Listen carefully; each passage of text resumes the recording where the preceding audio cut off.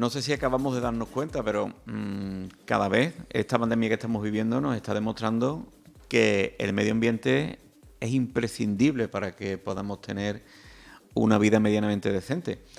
Estamos con Beni, una de las personas que lleva décadas diciendo esto. Hay que ver, Beni, que haya tenido que venir una pandemia para que nos demos cuenta de la importancia que tiene cuidar lo que nos rodea, ¿no? Exactamente. Y no solo lo que tú has dicho, que nos está demostrando que lo importante que es la naturaleza, sino que parte de la culpa de lo que está ocurriendo precisamente es por el deterioro que se le lleva haciendo a la naturaleza tantos años. Claro, fíjate, la incidencia del virus en las zonas donde hay tanta contaminación Por está más ejemplo, que demostrada. Yo creo que es de las pocas cosas que tenemos claras ahora mismo. bueno, a quien la tenga clara, parece Sí, ser sí. que hay mucha gente que no la tiene tan No, la clara. influencia, bueno, la influencia de la contaminación yo creo que ya prácticamente está aceptada por todo el mundo, ¿no? Es que es palpable, vamos, es palpable. Yo recuerdo una de las veces que yo estuve en Madrid hace ya bastante tiempo, que fuimos precisamente a la presentación de un disco de Rocío Jurado, allí en la Gran Vía, y estuvimos paseando por la Gran Vía, y cuando habíamos pasado unas horas y yo mismo cogí el pañuelo porque me sentía la nariz mal, me metí el pañuelo y salió el pañuelo negro. Se masticaba el gasoil en la Gran Vía. Entonces, eso tiene que incidir de alguna manera, es impepinable, vamos. La contaminación, los cuerpos se debilitan y es más fácil que el virus entre en un cuerpo debilitado que en un cuerpo fuerte, eso está demostrado. Pues un pulmón de Chipiona que hay que cuidar. Afortunadamente aquí tenemos otro pulmón muy importante, que es la playa, ¿no? Que siempre lo tenemos ahí a mano, pero quizá nos olvidamos muy a menudo de ese otro pulmón que está ahí, que es una pequeña joyita que tenemos, que cada vez más pequeña la joya, porque antiguamente era grandísima y cada vez más pequeña, que es el pinar. Recientemente hemos visto que el ayuntamiento ha vuelto a pedir a la Junta de Andalucía que se haga algún tratamiento sobre la plaga de las procesionarias, pero tú me comentabas que quizás esto es importante, pero no es la máxima prioridad del pinar. No, el pinar tiene ahora mismo problemas mucho más importantes que la procesionaria, que también lo es, no hay que quitarle importancia, pero tenemos que darnos cuenta que la procesionaria es algo inherente al pinar y que no hay forma, verás, sí hay forma de eliminarla, pero si queremos eliminar del todo a la procesionaria en el pinar de Chipiona, tenemos que eliminar todos los demás insectos, aves, mamíferos, todo lo que hay en el pinar. Habría que esterilizar el pinar. Por lo tanto, la procesionaria no se va a eliminar nunca, es algo inherente de toda la vida y va a continuar. Lo que hay que hacer es controlarlas, porque hay métodos para controlarlas. Y es lo que no se hace adecuadamente o pensamos que no se hace adecuadamente. Aquí rápidamente matamos moscas a cañonazos. Exactamente. Eso es muy propio de Chipiona, Muy ¿no? Aquí propio. se dice rápidamente, no se ve la televisión, pongan ustedes un repetidor. Exacto. Y a lo mejor llegan los técnicos de telecomunicaciones y dicen, pues no, es imposible por esto, por esto y por esto.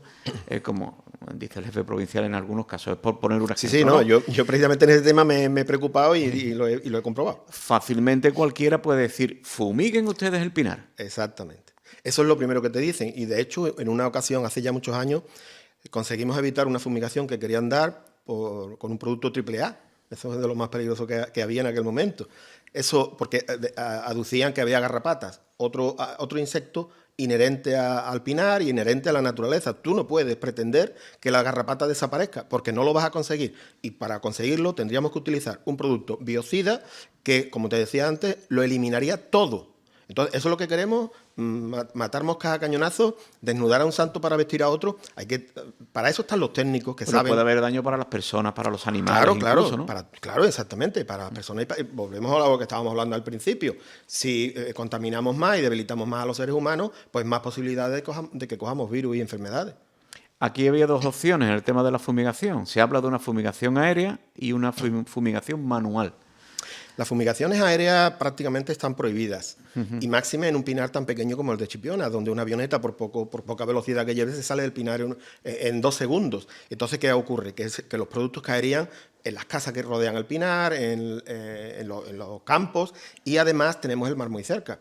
Depende también qué tipo de producto utilicemos. Si utilizamos un producto inhibidor de la quitina, que es lo que normalmente se utiliza, o un Bacillus thuringiensis, el inhibidor de la quitina lo que hace es eliminar la producción de quitina, que es con lo que está compuesto el exoesqueleto de los insectos. Los insectos no tienen esqueleto, tienen exoesqueleto.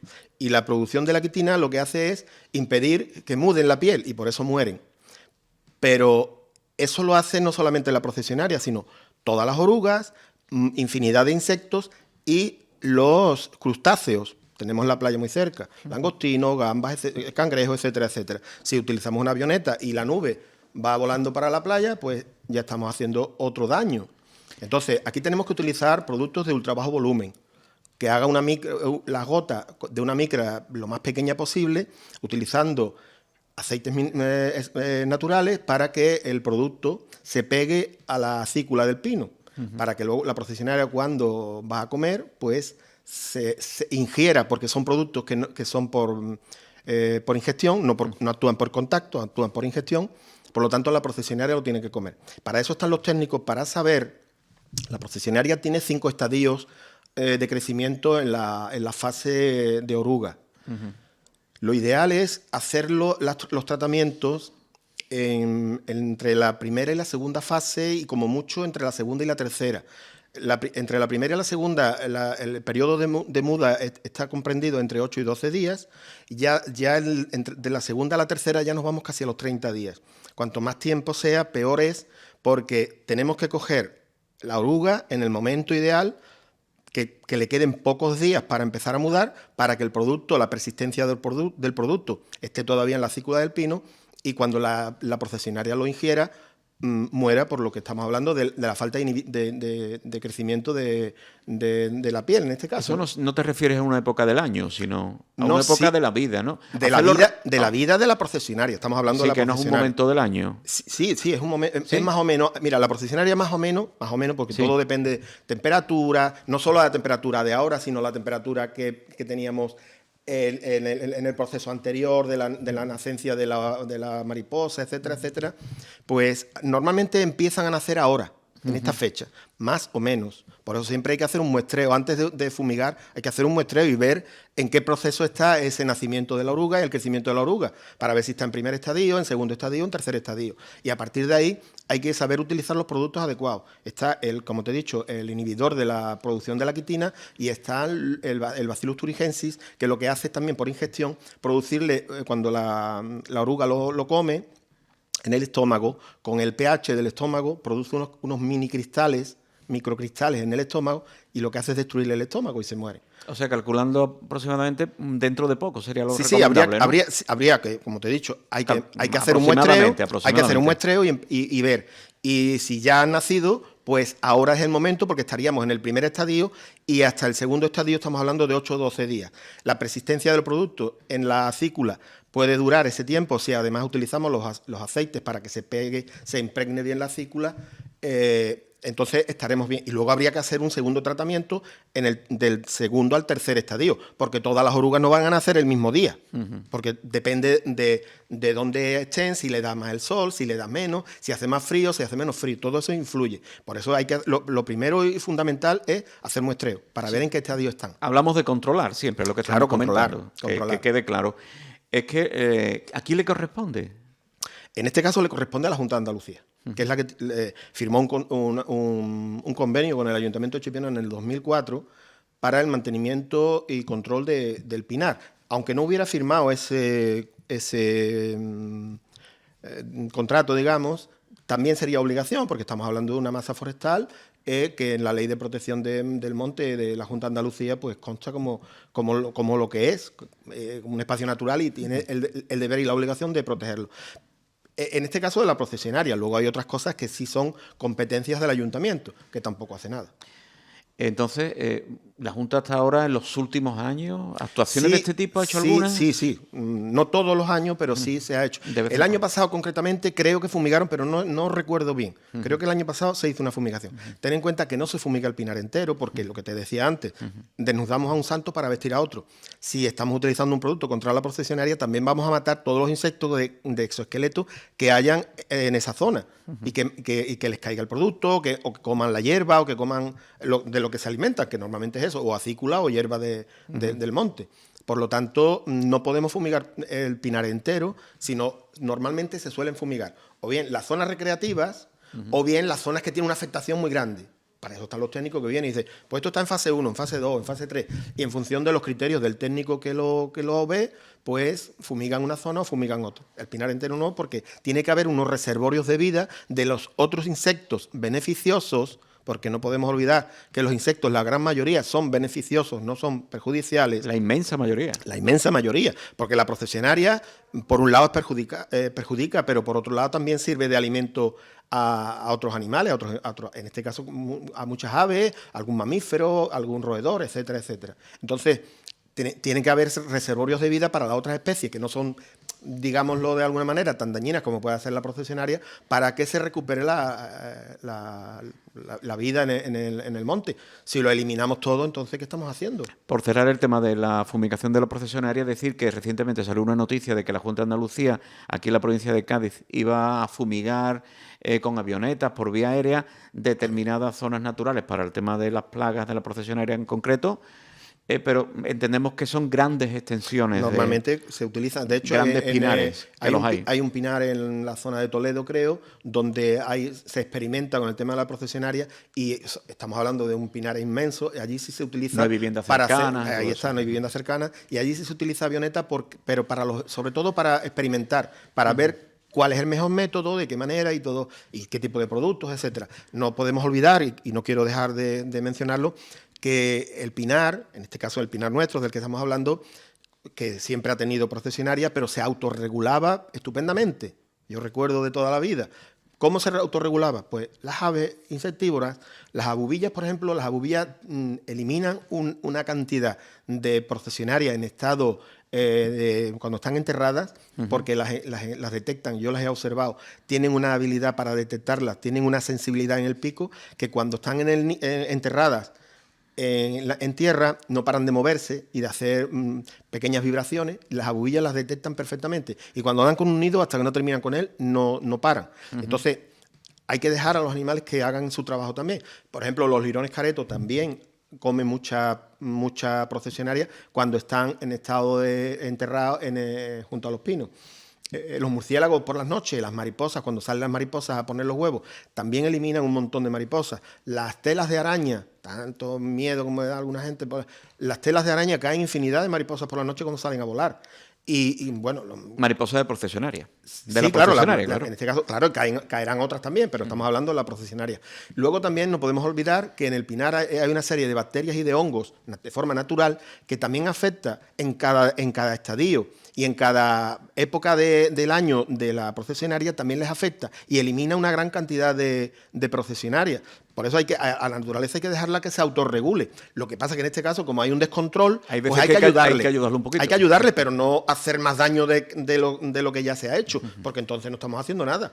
Bueno, Beni, pero esto, me decías tú, lo absolutamente prioritario en el pinar no es esto, es otra actuación importantísima. Muy, muy importante. Mira, precisamente la semana pasada hemos enviado un nuevo escrito a la Delegación Provincial de Cádiz solicitándole que se haga algo en el pinar porque es que ya no puede aguantar más.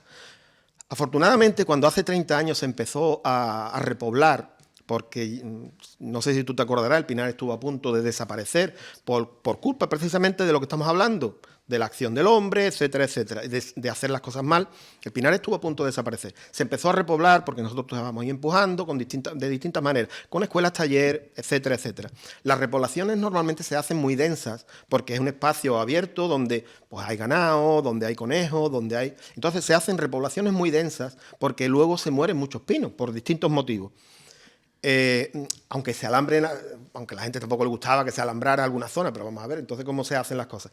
Entonces hemos tenido la gran suerte de que la mayoría de los pinos agarraron y han ido creciendo. Pero la inteligencia del hombre debería estar para algo y en este caso no se ha utilizado. ¿Qué se hacía antiguamente cuando se hacían las repoblaciones y iban adelante con densidades fuertes? Pues era hacer los trabajos silvícolas que se le llaman. Y es pues hacer las entresacas, las podas cuando llegaba la época, el aprovechamiento forestal de la piña, etcétera, etcétera. Aquí ya la piña prácticamente no hay aprovechamiento forestal porque los pinos viejos prácticamente no producen. Estamos hablando de pinos de 300 años y los nuevos, hasta que no tienen una altura X, no producen piña. Pero las aglomeraciones tan densas que hay precisamente por estar tan juntas, se van dominando unos a otros, entonces no hay tampoco producción de piña, por lo tanto no hay aprovechamiento forestal. Aquí hay que utilizar ya otro sistema, que es el acudir al pinar cuando le hace falta, olvidándonos ya el aprovechamiento forestal, porque ya no hay. Pero eso no se ha hecho. Entonces ahora lo que corre ya una prisa, porque es que si no las repoblaciones no van a servir para nada y va a haber que empezar de nuevo, es hacer las entresacas. Llevamos ya más de 10 años diciéndole a la Junta de Andalucía y al Ayuntamiento que tienen que eliminar pinos de las repoblaciones, que hay que dejarlo más claro a una cierta distancia. Entre pino y pino, para una densidad óptima, tiene que haber entre 25 y 30 metros de un pino a otro, para que el pino tome altura, la copa se desarrolle bien, entre pino y pino el sol caliente la tierra, para que no esté totalmente sombrío, porque estamos en las mismas, si no, habría dominio, pero no, nada de eso se ha hecho. Entonces, la semana pasada hemos vuelto a reiterarle a la Junta de Andalucía que tiene que empezar a hacer algo. En el 2018... Ciudadanos, DELE concretamente, nos propuso presentar una proposición no de ley en el Parlamento andaluz con respecto al pinar de Chipiona. Entonces nosotros aprovechamos la ocasión y lo hicimos a través de ellos, porque nosotros no tenemos representación evidentemente en la Junta de Andalucía. Entonces ellos nos ofrecieron esa posibilidad, así se hizo. Se aprobó por unanimidad de todos los partidos políticos que se tendría que hacer ese tipo de trabajo en el Pinar de Chipiona. Se le dotó de un presupuesto de 88.400 euros para hacer esos trabajos. Se empezó a elaborar el proyecto, porque evidentemente hay que elaborar un proyecto. Se empezó a elaborar el proyecto por una técnico que vino de Cádiz a hablar con el biólogo municipal y ahí quedó la cosa. No hay manera de que se haga nada más. Estamos hartos de presentar escritos en el Consejo Local de Medio Ambiente para que el Ayuntamiento solicite. Estamos hartos de reuniones, estamos hartos de decir cosas. Hemos mandado varios escritos a Cádiz, hemos hablado con Guardia Forestal, con todo el mundo, para hacerles ver que eso ya no puede aguantar más, que estamos perdiendo el tiempo y todo ese esfuerzo y trabajo y dinero que ha costado esas repoblaciones no van a servir para nada si no se actúa de inmediato. Nosotros proponíamos que fuera una actuación a 10 años vista, para que no hubiera una incidencia de cara a la población, de cara a la gente, que vieran que ahora hay que llegar al pinar y empezar a cortar pino como un desesperado. Entonces lo que proponíamos era un trabajo a 10 años vista y cada año, pues este año que hay que cortar 100 pinos, pues este año cortamos 100 pinos. Evidentemente tiene que haber un técnico, marcar el pino y que venga el que le corresponda venir a cortar. Pero ya el pinar no puede aguantar 10 años más. El pinar ya, si no se hace entre este año y el que viene, dudo mucho que esas repoblaciones se puedan aprovechar y entonces habrá que cortarlos todos y empezar de nuevo.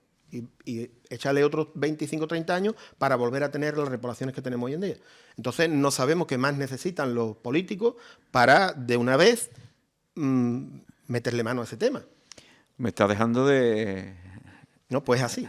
Habrá gente que le parecerá una barbaridad, pero no es ninguna barbaridad, sí, sí. Es así. Es una llamada de auxilio. Y cuando tú quieras, nos vamos al pinar y te enseño la zona y te enseño los pinos y vemos. Y tú me dices... Vamos, a lo mejor tú no entiendes de vegetación, de pino, de lo que sea. Iremos. Pero es así, es así. Y eso no tiene arreglo nada más que la entresaca. La gente, bueno, que trasplante los pinos. Vamos a ver, los pinos no se pueden trasplantar, menos en estas condiciones. Además, sería un costo que no habría que lo aguantara. Porque para tú trasplantar un pino, ten en cuenta que los pinos son de raíz pivotante, no son como otros árboles. Hay pocos árboles que tengan raíz pivotante. El pino es uno de ellos. La raíz pivotante, si la cortamos, no se regenera. Las demás raíces sí.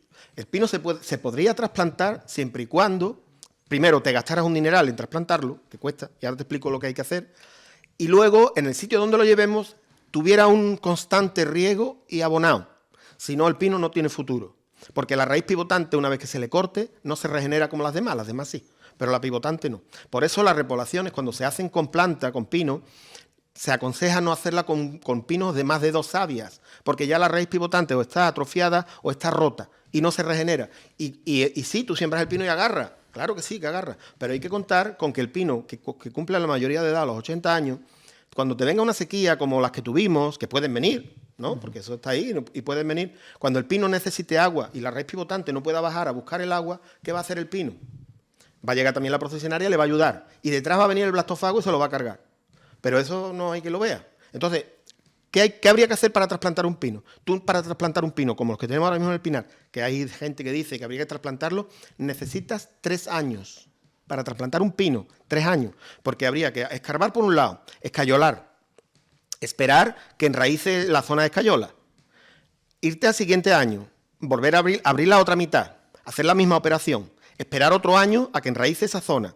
Y al tercer año, en todo caso, tienes que ir y cortar el mayo, la raíz pivotante, y llevártelo al pino a donde lo vayas a trasplantar. Y ahora tienes que estar regando constantemente para que la humedad aporte las micorrizas de la tierra al pino, a las raíces cortadas, para que mientras que el pino echa sus propias raíces, que las puede echar, las micorrizas le ayuden al pino a sobrevivir.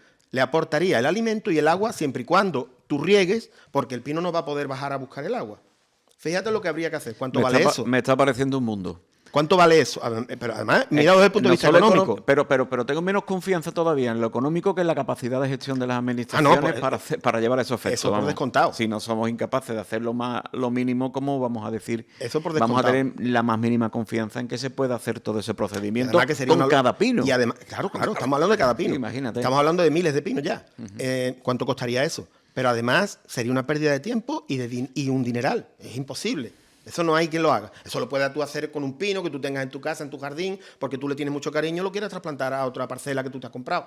Pues bueno, si tú eres capaz de aguantar el costo y el trabajo que eso tiene y los 3 años mínimos que tienes que echar, pues bueno, pero en un pino en tu propiedad, pero en un monte público, con dinero público, es una locura. Y es que además es que es una locura total. No es inviable. Es inviable, total. Llamada de auxilio, Beni. Eso es absolutamente prioritario. Esa entresaca de los pinos, de las repoblaciones que se hicieron, ¿cuánto tiempo hace ya? Entre 25 y 30 años. Empezaron las primeras con el PER, con el IARA que entonces estaba. Sí, la recuerdo yo. Que José María, el guarda forestal que estaba entonces por aquí, pues se traía temas del PER y, vamos, era el PER con el IARA, en fin. Sí. Se hacían algunas repoblaciones con mayor o menor éxito, pero bueno, al final alguna escuela taller, etcétera, etcétera. Pero ya esos pinos yo te digo que no aguantan más. Se están secando. Esperemos que llegue algún oído. No sabemos qué más hacer. Esperemos que llegue algún oído que escuche. Porque no es lo mismo oír que escuchar. Exactamente. Mira, ya hemos llevado propuestas al Consejo de Medio Ambiente, que por fin se reunió en el día 9 de julio pasado, después de casi año y pico sin reunirse, cuando se supone que se tiene que reunir cada 3 meses. Ya se tenía que haber reunido este 9 de octubre. Y todavía no tenemos conocimiento de nada, ni siquiera nos han mandado las actas del anterior Consejo de Medio Ambiente, pues imagínate el interés que hay. Nosotros estamos hartos de presentar escritos de propuestas para el Pinar. En este último consejo se presentaron, creo que fueron 7 u 8 propuestas. Tenemos otras 7 u 8 propuestas para el supuesto siguiente Consejo de Medio Ambiente, que no sabemos cuándo se va a reunir, pero todo se queda en papel mojado. Presentamos las propuestas, sí, eso lo vamos a hacer, sí, vamos a... nadie se molesta ni en solicitarles a las administraciones que se muevan, que pongan presupuesto, que manden gente, que hagan algo. Y estamos hablando de cosas que incluso no valen ni dinero. Es más bien voluntad que otra cosa, pero no se hace nada. La administración no se mueve. Y la Delegación de Medio Ambiente, pues últimamente está desaparecida en combate. Aquí en Chipiona ahora mismo la Delegación de Medio Ambiente prácticamente no está. Se la están cargando poquito a poco. Por desgracia. Algo que costó tanto trabajo que se viera la importancia que tenía una delegación de medio ambiente, que se le dotara de presupuesto, y ahora mismo la están defenestrando totalmente, y aquí no hay manera de que nadie haga nada por retomarla, y porque todo pasa por el medio ambiente. Las obras, el urbanismo, todo pasa por medio ambiente. Sin embargo, a medio ambiente lo han apartado a un lado, el medio ambiente lo han encerrado en la biblioteca en una habitación. Ahí no hay nadie responde, no se hace nada, los escritos se presentan y no se llevan hacia adelante a donde haya que presentarlos, las distintas solicitudes que hacemos. No hay nada. Por desgracia vamos para atrás en vez de para adelante. Beni, muchas gracias por ponernos al día de la situación del Pinar y por elevar la voz para hacer esa llamada de auxilio. Gracias. Para ese asunto absolutamente prioritario, urgente, para salvar esa joyita que tenemos ahí que, bueno... Gracias siempre a vosotros. Yo sé que alguna vez me altero hablando, pero es que, es que estoy harto de verlo y... Más que nada le pones énfasis a las cosas que te importan, ¿no? Hombre, exactamente. Que es lo que debemos hacer. Son muchos años. Y disculpar que Fali no estuviera aquí también, porque con el tema de trabajo el pobre estaba muy cogido y a él le hubiera gustado estar aquí también hoy. Mucho más limitado. Exactamente. Muchas gracias por atendernos siempre. Siempre a vosotros.